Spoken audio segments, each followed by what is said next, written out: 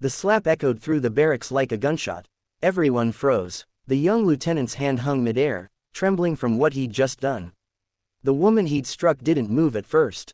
She just stood there, blood pooling at the corner of her lip, her jaw tightening as she locked eyes with him, cold, focused, and unflinching. No one knew who she really was. Not yet. It had all started 2 days earlier when Lieutenant Brandon Keats took over the training command at the Coastal Operations Base in Virginia. Fresh out of officer school and carrying the confidence of a man who'd never been tested in war, Keats believed discipline came through dominance. The recruits feared him, but they didn't respect him. When orders came that a transfer, a woman named Harper Reed, would be joining the unit for evaluation, Keats saw it as a distraction. From the moment Harper arrived, her quiet composure irritated him. She was built lean and strong, her brown hair tied back in a simple braid. She didn't boast, didn't joke, didn't flinch. During drills, she outperformed half the men, even though her name wasn't yet on the roster. Keats saw her strength as defiance. He didn't know she had spent 10 years in the Navy, most of them buried under classified operations. He didn't know she was a SEAL, one of the first few women to earn the trident. On the third day, the tension boiled over. During a field exercise, Keats barked at the recruits to hold their ground while he taught an example. Harper corrected a safety procedure, calmly, factually, the way any professional would. But Keats took it as insubordination. His voice rose, his pride stung in front of the others. "Who do you think you are, Sergeant?" he snapped. "Just trying to keep your men alive, sir," Harper said evenly. Something snapped inside him. Before anyone could intervene, Keats struck her hard across the jaw. The room went dead silent. You could hear the flag outside flapping in the wind. Harper didn't hit back. She just straightened, wiped the blood from her lip, and stared through him. The look wasn't anger, it was disappointment. And for some reason, that terrified him more than any retaliation could have. Then the door opened. Commander Ruiz, the base director, walked in holding a sealed folder. "Lieutenant Keats," he said sternly, "stand down." He handed Harper the folder. She opened it, pulled out a single laminated card, and held it up for everyone to see. The gold trident gleamed under the fluorescent lights. The recruits gasped. The silence turned into disbelief. Keats felt the blood drain from his face. He'd just struck a Navy SEAL. Commander Ruiz's voice was razor sharp. "Lieutenant, meet Chief Petty Officer Harper Reed, she's here to evaluate you." Keats's knees nearly buckled. He'd heard the stories about the quiet SEAL who led rescue operations in the Horn of Africa, who carried 3 wounded men to safety under fire, who vanished from records afterward.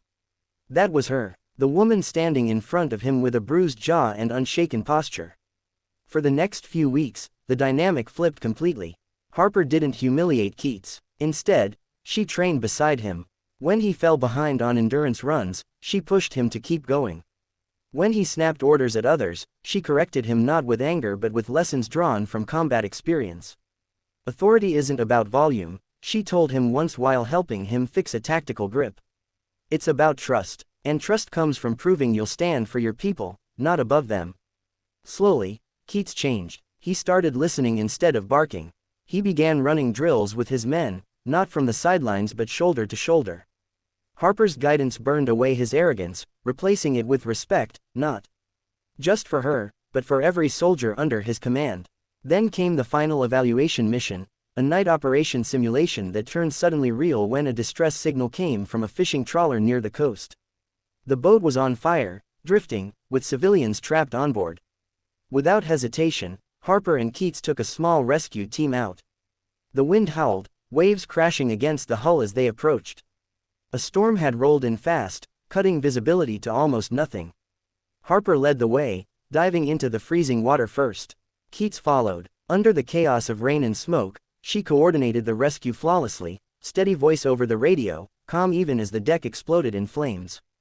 At one point, Keats slipped trying to carry a child across a slick beam. Harper grabbed him by the vest, pulling him up with a strength that didn't match her size. "I've got you, Lieutenant," she shouted over the roar. When they finally reached the dock with all survivors accounted for, Keats collapsed to his knees, coughing seawater. Harper knelt beside him, checking his pulse before giving a faint smile. "You did good," she said. He looked up, rain streaming down his face. "Chief, I don't deserve that." "Maybe not before," she said quietly, but you earned it tonight. In the weeks that followed, Keats requested a formal apology and disciplinary review, but Harper declined both. She told the board that the incident served its purpose. She believed growth mattered more than punishment. The day she left the base, Keats stood at attention, saluting her as she walked past. "Thank you, Chief," he said, his voice steady but thick with emotion. "For everything." She stopped, returned the salute, and smiled faintly. "Make sure your men never have to fear your hand, Lieutenant. Make them trust your heart instead." Then she walked away, disappearing down the runway where the sun was just beginning to rise. That morning, every soldier in the unit watched her go, not as a woman who'd been struck, but as a warrior who turned pain into purpose. And for Keats, the memory of that single slap would haunt him, not for the shame of the act, but for the lesson it carried. True strength isn't measured in power. It's measured in restraint, in respect, and in the courage to learn from the people you underestimate. Because sometimes, the person you strike down is the one sent to lift you up.